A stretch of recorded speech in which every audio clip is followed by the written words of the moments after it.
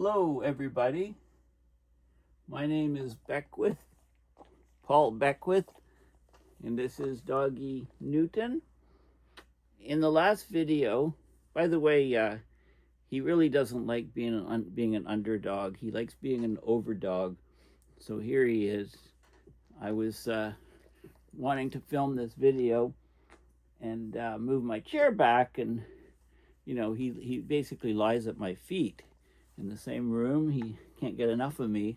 Don't know why. Maybe it's because I slept with him on the sofa for like almost a month when he was a puppy. I think that maybe had something to do with this imprinting business or something.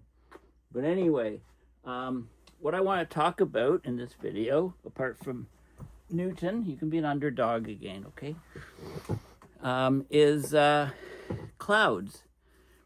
There's a new paper out, European paper. Last video was all these different Chinese-based papers connecting Arctic changes to global weather patterns, to jet streams, to the polar vortex in the stratosphere.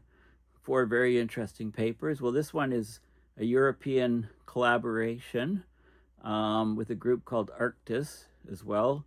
And the paper is High Sensitivity of Cloud Formation to Aerosol Changes.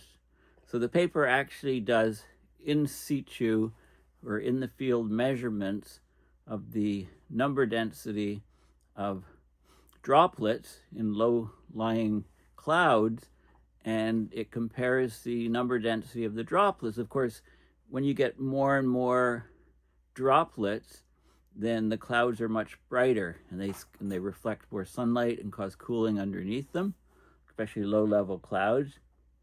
So they block sunlight and reflect it back to space. And the number, so when you get higher number of droplets, smaller droplets are more reflective versus a smaller number of droplets, or you can get a higher number colliding, reducing the number of droplets.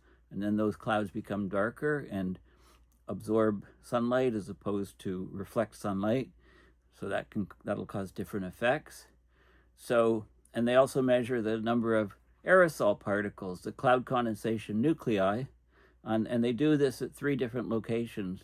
One in Finland near a city, and then 2 in the Arctic. One in the region of the Arctic where they expect more, not more, but a reasonable number of aerosols, and then another one in the high Arctic. So what they find out is that the radiative forcing effect of the aerosols is much larger than they expected. It's at the very, very high end of the numbers that go into the climate models. So what it means is the climate sensitivity is much greater to aerosols in the IPCC reports. So let's have a look at this paper. And as I was researching for this paper, I came across another paper from a couple years ago, which is fantastic, and I'll probably have to discuss that in a separate video. So this is BlueSky. Make sure you look for me in BlueSky, Paul Beckwith. This is a post I came across in a section called Climate Papers, actually. It shows there's a link to this paper, High Sensitivity of Cloud Formation to Aerosol Changes. It's in Nature Geoscience. They do in situ observations. They measure the number of droplets and the number of cloud condensation nuclei. And it shows there's a greater susceptibility. They use this word to mean sensitivity, basically, of cloud droplet number to cloud condensation nuclei than is estimated from satellite observations and is used in models. So, okay, so anyway, let's have a look. This is just some, we'll go through the paper. It's an open source paper.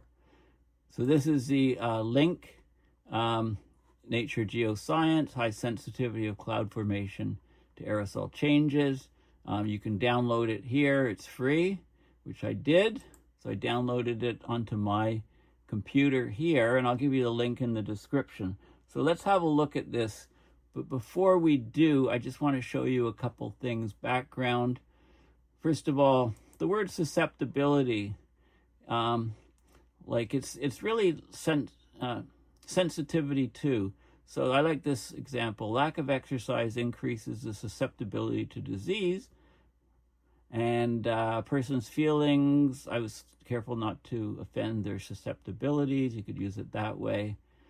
You know, in physics and engineering, it's the susceptibility of material. It describes its response to an applied field.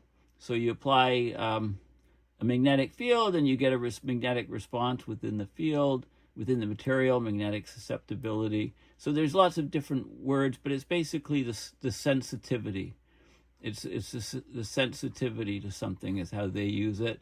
And it's in situ measurements, which means in the original place, situated in the original place. So measurements in the field. And where did they look at it? They looked at 3 different locations. They looked in Puijo, which is in Finland. So on Google Earth, I had a look at Puijo. They have a tower there where they measure the aerosols and measurements. There's a town here, so it's up on a hill, a mountain here. Not a mountain, but there's a tower in an elevated area right next to the city, so lots of aerosols there.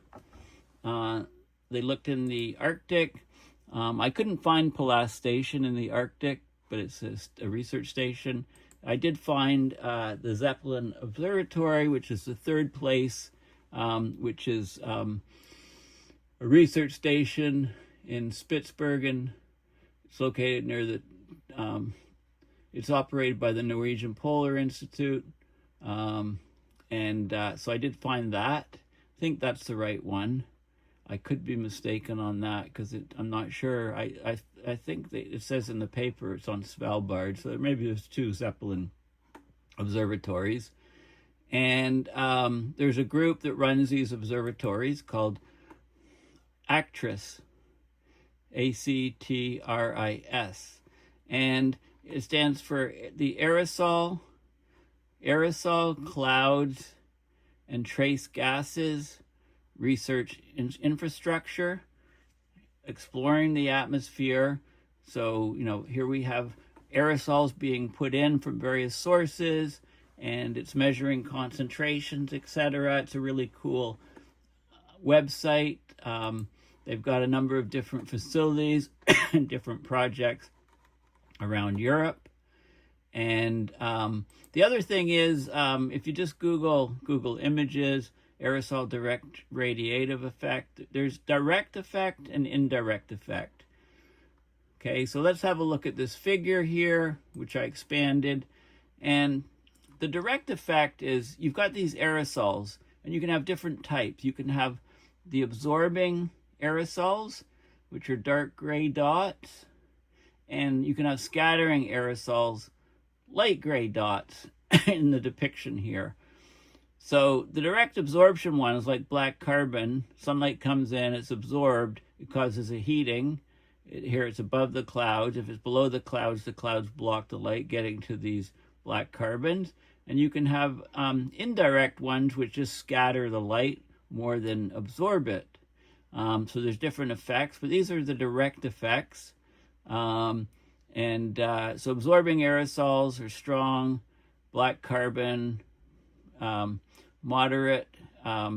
If they're absorbing, so strong absorption, black carbon, moderate absorption, dust and organic carbon. So dust kicked up here, all these different aerosols, and there's different interactions with light, but they're blocking some of the sunlight.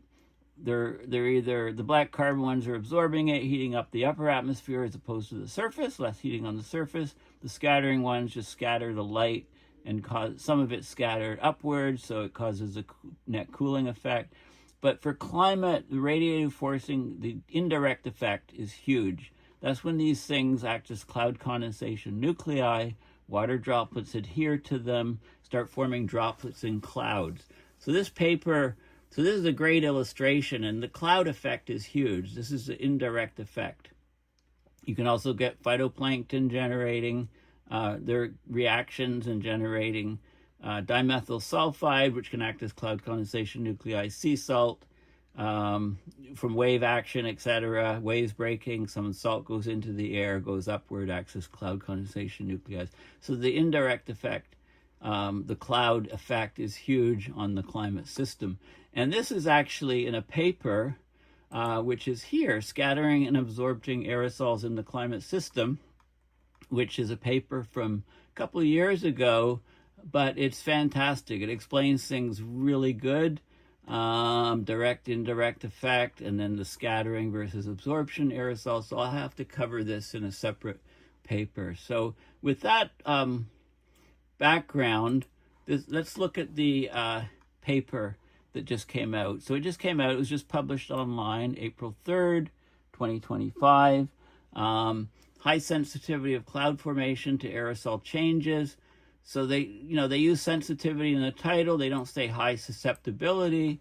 The susceptibility is really the sensitivity. They're using this, when you see, because I wasn't sure, I think they should stick to sensitivity.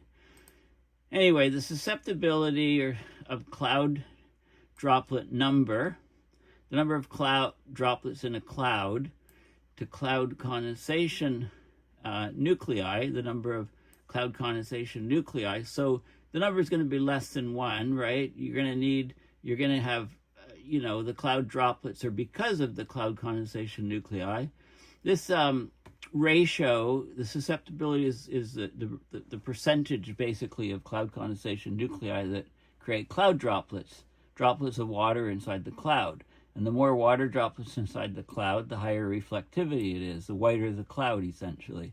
So this is one of the major factors controlling the highly uncertain change in the amount of solar radiation reflected by clouds when the aerosol emissions are perturbed or changed.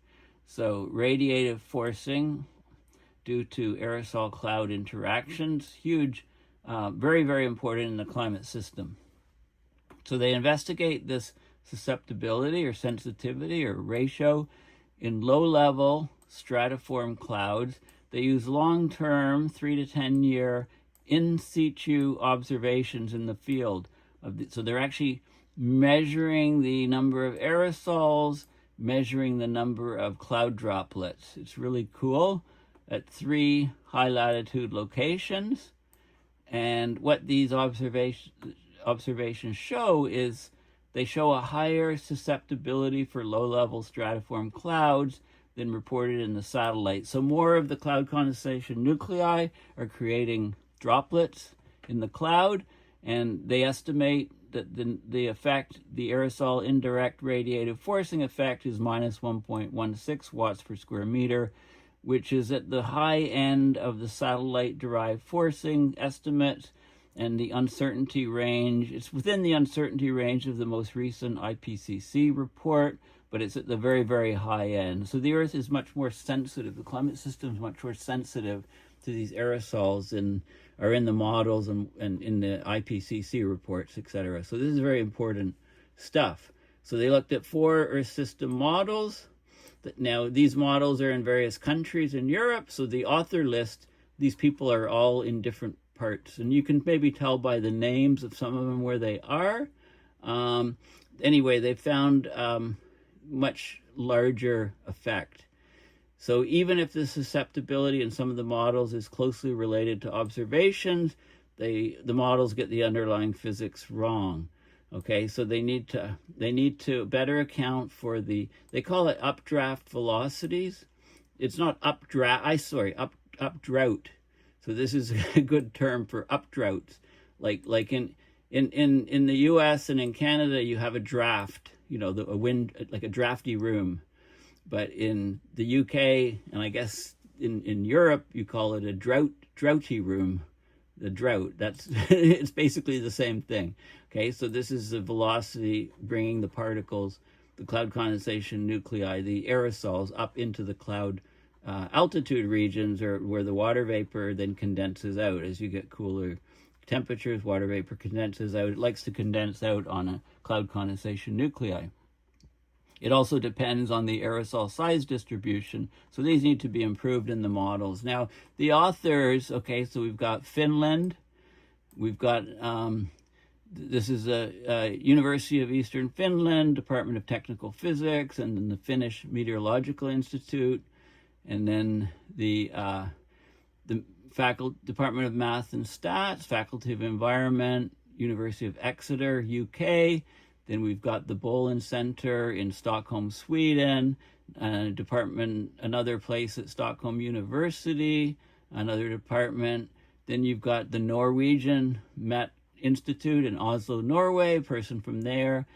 Helsinki, Finland, Finnish Meteorological Institute, which is a different branch from this.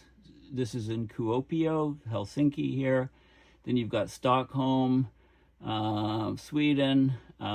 Then you've got Leipzig University in Germany, and you've also got Greece, Patras, Greece, Patras Institute of Chemical Engineering. So this is a huge European collaboration. I'm really happy to see that. You know, there's lots of climate research, good research being done around the world. So this is very important in today's with today's situation.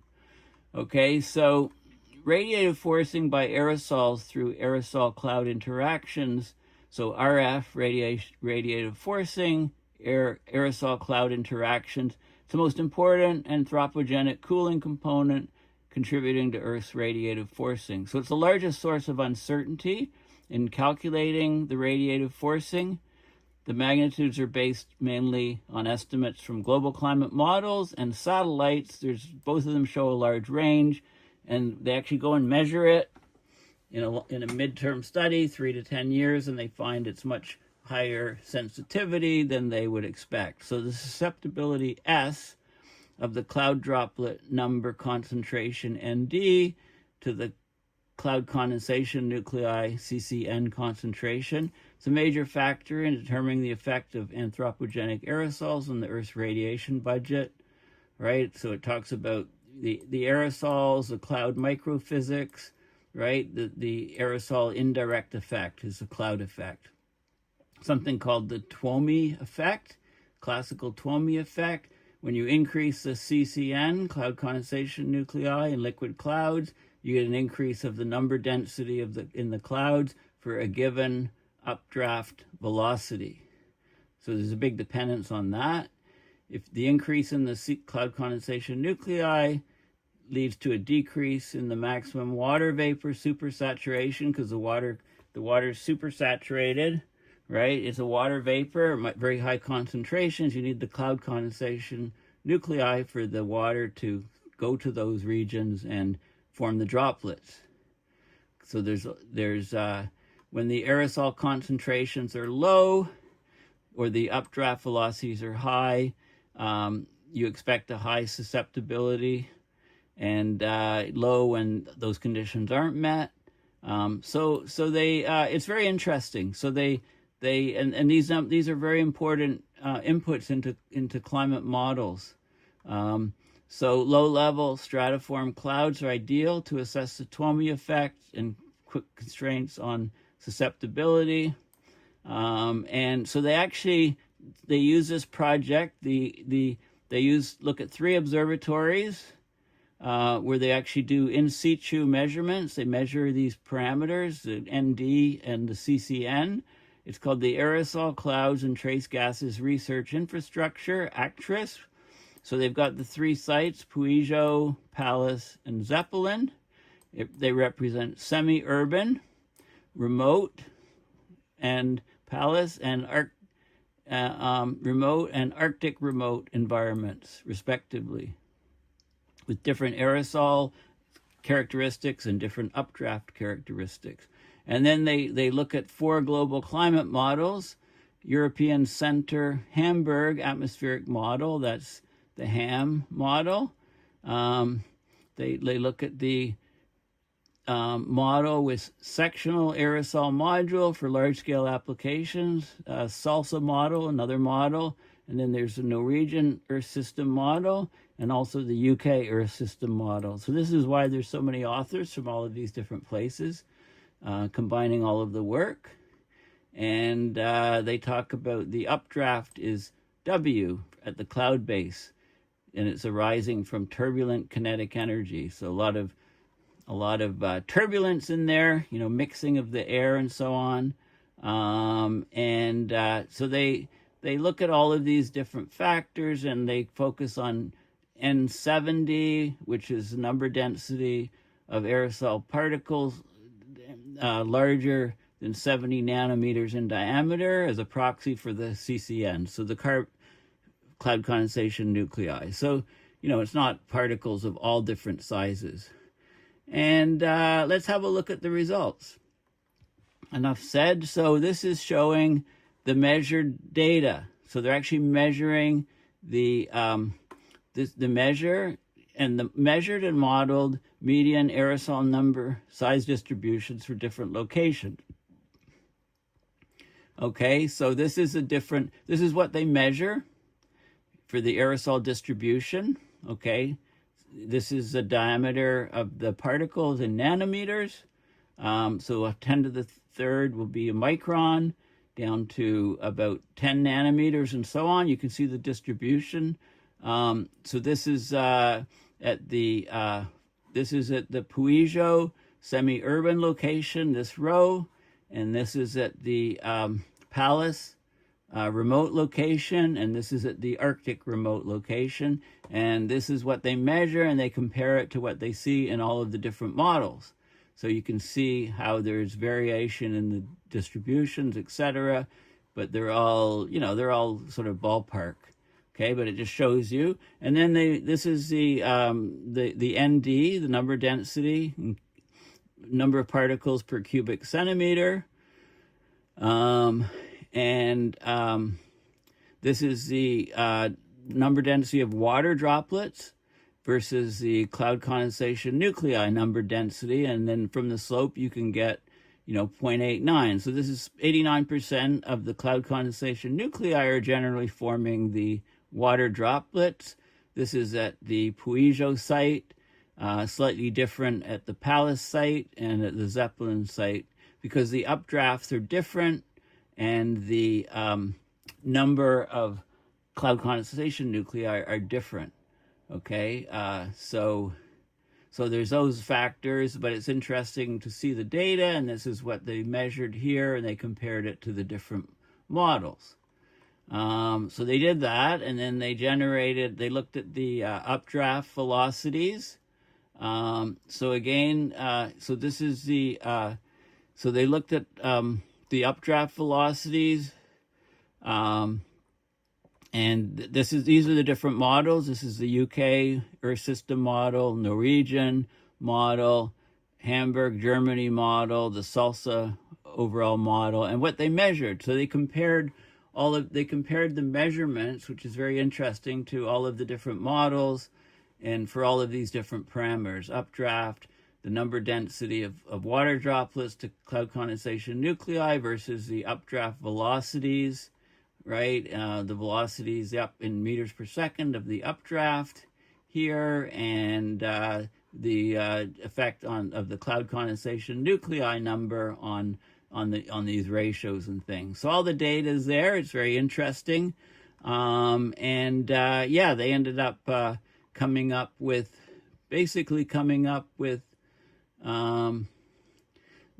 the result of the minus 1.14 watts per square meter sensitivity, or minus 1.16.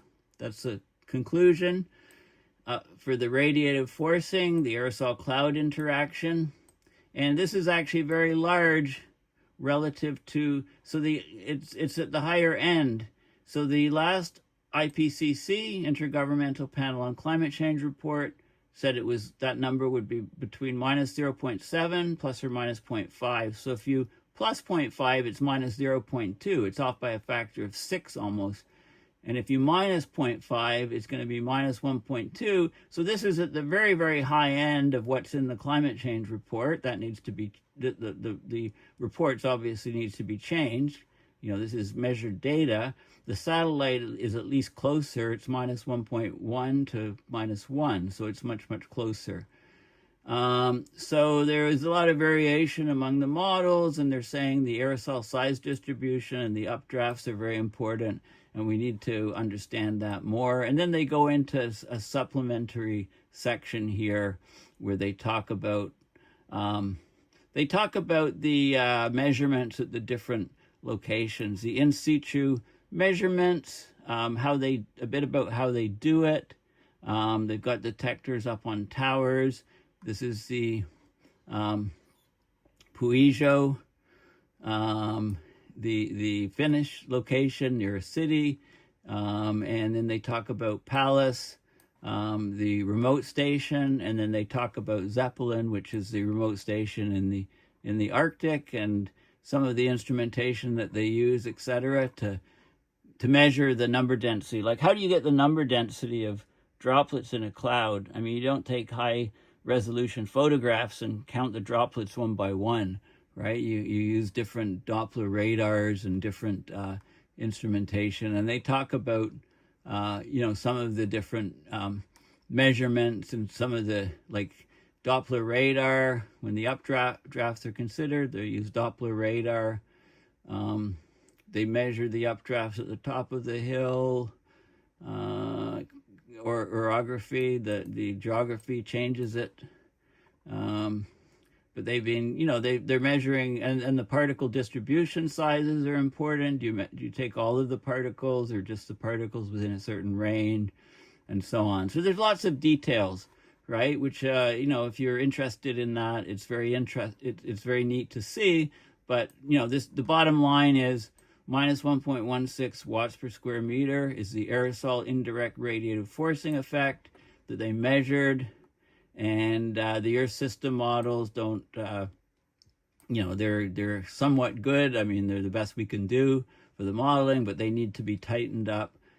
And the IPCC report needs to reflect this sort of number for aerosols. And it's clearly not doing that now. So, it's a really fascinating and interesting paper. And like I said, I showed you, this group, the actress group, is doing some really neat work. And the aerosol direct effect, great illustration. And I'm going to go over this paper, I think, in a separate video because it has a lot of detail on black carbon versus dust versus organic carbon, sulfates, sea salt, the total aerosols, aerosol optical depth, sea surface absorption. So the distribution of the aerosols around the planet. And there's lots of really good information.